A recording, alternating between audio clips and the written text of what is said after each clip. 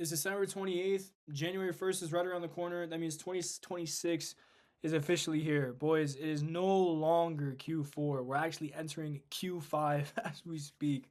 Okay, today I'm going to talk about how I'm going to be hitting every single one of my goals in 2026 non negotiable, and how you're going to be doing the exact same things I'm doing to make sure you are hitting every single goal that you have set for this year and actually go through with them. Okay, I have them listed out here, and I'm going over three key analogies with you: value, faith, and the damn analogy. Okay.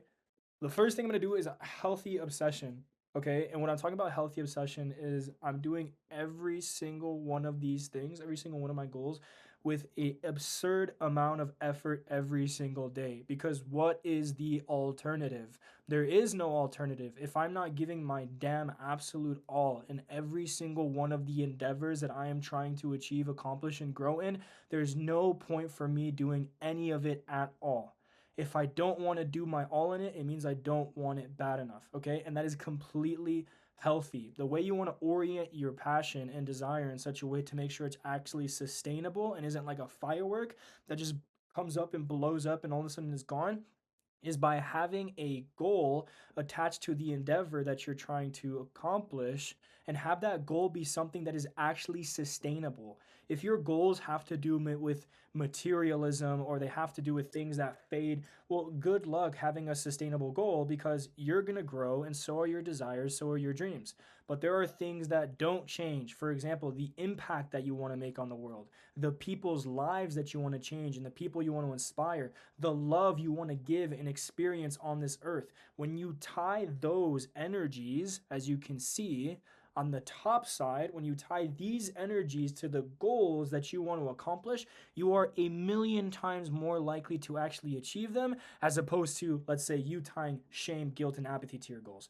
Oh, do you just want to redeem yourself or give yourself a better name or prove them wrong? Well, you're literally operating on the most contracted side of the spectrum. If you want to expand your consciousness and actually achieve bigger and greater things, you need to be operating from a point of peace, love, joy, reason, acceptance. And obviously, we're aiming for that enlightened state, that Christ like state, that God like state of consciousness. Okay, that's where you want to be. Not God in the way where it's like, oh, I'm all powerful, but God like in the way where you're peaceful, you're forgiving, you're joyous, you're full of abundance, and that's where you want to be. Okay, that is a healthy obsession.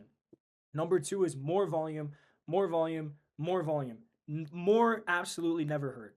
It never hurt anyone to just do more in a healthy way, right? The only times it does bad is when your outputs are bad. But if you have good outputs in your life, it never hurts to do more. For example, if you love somebody and you get them a gift and it makes them happy and you want to do it again, why would you not do it again? If you're putting in ads in your ad account and they're working, why would you not make more ads? If you made a hire that was great and that hire just gave you, I don't know, 10x leverage on your business, why would you not hire more? More volume, more volume, more volume. I will be posting on YouTube more. I'll be running more ads. I will be testing more brands. I will be posting. I'll be teaching more. I'll be sharing more, because that's who I am. And for me to try to limit that would be to diminish my goals and diminish my spirit and diminish my passion, which leaves me like a vegetable. There's no point. Number three is creating growth primed environments. Okay. And what I mean by that is literally meticulously crafting the places that I'm in to be primed for pure growth. That means the people I talk to on a daily basis are either aligned with my goals or just want to see me win. And so every single place I'm going, I'm just getting primed, primed greater, primed greater, primed greater in a healthy way. These are people that want to see you succeed. These are places that cultivate that person inside of you to grow, whether that's the gym, whether it's the library, whether it's your friend's house who's just a killer like you are and has that same mentality and wants to grow in that same way. You're just constantly getting primed in every single place you go. And that segues straight into the like-minded circle section. If you are surrounded by people who just want to go out, just want to party, take place in debauchery, don't really care about anything else than just gratifying their current desires in the moment, you are going to be the same way. I don't care how strong you think you are. You, to some degree, are a byproduct of the external stimuli you receive. Okay? Long story short, you are an animal. Are we created in God's image? Yes. Are we still animalistic in nature? Yes. Can the two coincide? Absolutely. We are created beings. What I'm trying to tell you right now is If you're in a circle that has absolutely no ambition or desire to change the world around them in any single way, get out. You can still love them, you can still spend time with them in moderation, but you can absolutely set healthy boundaries. And if they're not willing to respect those boundaries, news flash, and here's a huge blessing for them, for you, they weren't supposed to be in your life anyway. You need people in your life who are going to respect your boundaries and who are going to push you to grow. Inputs over outcomes. Huge, huge. If you're trying to chase your outcome, it will forever run away from you. But if you fall in love with the inputs that get you that outcome, you will have too much of the outcome. You will literally be winning too much. I tell my students this all the time. If all you care about is money, if all you care about is the 7 figure, 8 figure, 9 figure business, it will never come to you. Now, if you break that down into the inputs that actually get you there in e commerce, product research, product testing, ad creation, landing page testing, offer testing, scaling, if you get really good at just that, like you put on your glasses and you go full nerd mode, outcomes are mandatory at that point. Mandatory. If you just got ridiculously good at making ads and running them and reiterating based on the data signaling that you got back, and you just got so good at that, do you think the outcome would not come crawling at your door, begging, waiting to get in? Let me tell you, if you just focus on sheer input excellency for the next 3 years, you would have so much outcome, so much money, so much opportunity. You wouldn't know what to do with it. And at that time, you'll actually have earned and deserved that money so you can use it for something and sustain it.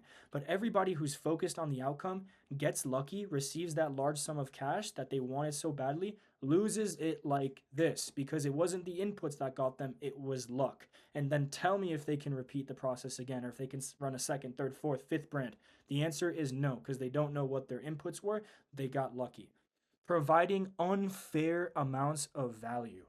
If I just give so much value into the world, do you think it won't be like delivered back to me? This is the law of reciprocity. If you just give, give, give, give, give, the world will have no choice but to give back to you. And that goes here. Value is not transactional in the commoditized sense, it is relational. Okay, if you're operating on a fear based value system, you have two parties, one's waiting for the other to give, and they're both just stuck in that position, and the transaction never occurs. Why? Because it's fear based. Now, bro, if you want to be like the Chad abundance of value, you freely give with no expectations in return. And watch how every single opportunity just opens up to you, and you don't know what to do with all of them because this is how the world works. It works in peace, love, joy, reason, all of those things on the higher end of the spectrum. Okay? All of that leads to an abundance of value. Why? Because you are so blessed that all you want to do is give, give, give. And because you keep giving, you keep getting. But if you operate on fear, guilt, shame, apathy, and this is your perspective of life, you're in fear based value where one party's waiting for the other party to give and the transaction never occurs. That is not how life works. Life is a garden. You have to tend to the garden, cultivate your crop, share it, and all of a sudden, Jimmy next door wants to share you his crop because yours was just so good. That's the reality of the marketplace.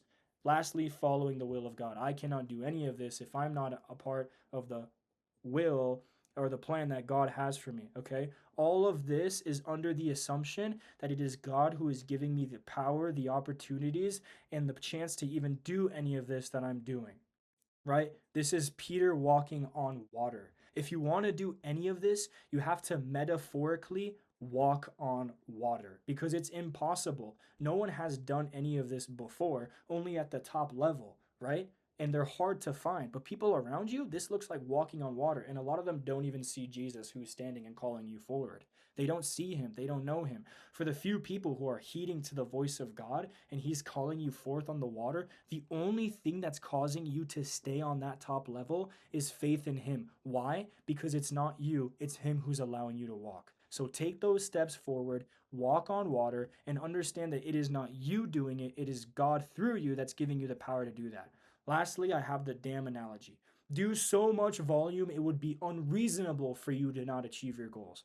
This is a lot of you guys in your life. You are a dam with a ample amount of water, with absolutely zero flow, and you're wondering why nothing is working. I have the water, Joel. I have the water. My dam is not working. Why? There's not enough pressure. But Joel, look at all the water. There's not enough pressure. But Joel, it's blue, it's dark, it's deep. There's not enough pressure. There's not enough volume. Do so much volume that it would be unreasonable for you to not achieve your goals.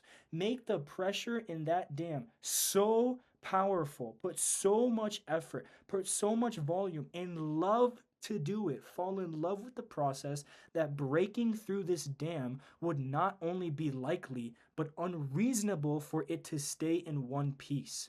Fall in love with volume, fall in love with inputs, fall in love with making the water pressure so high that you just keep pumping, pumping, pumping, more water, more water, more water, that you just didn't even realize that it just shattered at the seams. That's how I will be hitting every single one of my goals in 2026, non-negotiable. If you follow this, you will be doing the exact same thing. If you want to follow me on my journey, DM me and let's do this together. Talk to you soon. Peace.